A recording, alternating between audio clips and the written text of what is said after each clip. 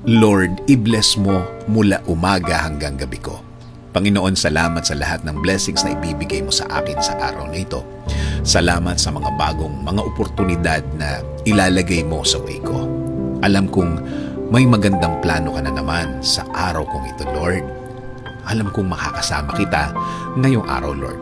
Kaya alam kong magiging maayos ang mga darating na oras sa buhay ko ngayon. Alam kong puprotektahan mo ako sa araw na ito.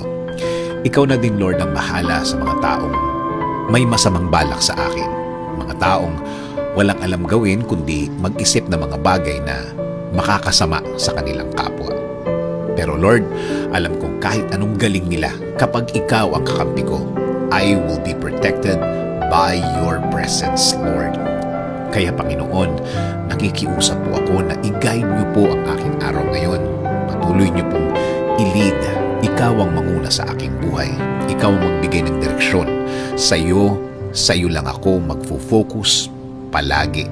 Sa'yo lang ako titingin palagi.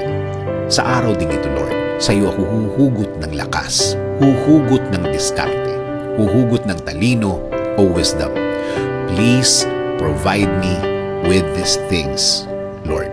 Sa dasal ko din ito, hiling ko din, kayo na po ang bahalang magpasensya sa akin, sa aking nagagawang mali. Bigyan niyo pa po ako ng chance para baguhin ang mga nagawa at naiisip kong mali, Lord. Hayaan niyo po ang mga bagay na ito ay maging lesson ko sa aking buhay. Kayo na din po ang bahala sa aking pamilya, Panginoon. Lagi mo silang ingatan. Lagi mo silang ilagay sa mga lugar at sitwasyon na safe. Patuloy niyo din po silang samahan. At lahat ng kanilang pupuntahan at gagawin ay maging fruitful, Panginoon. At sa aking bayan, Panginoon, patuloy niyo po kaming gawing safe. I-bless niyo po kami ng magandang ekonomiya. I-bless niyo din po ang mga Pilipino at kanilang mga pamilya.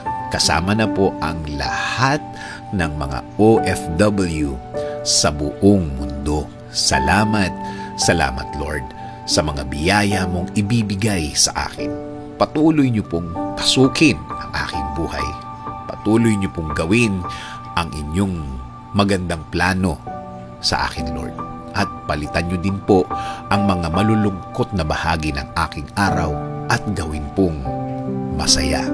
In Jesus' name I pray. Amen.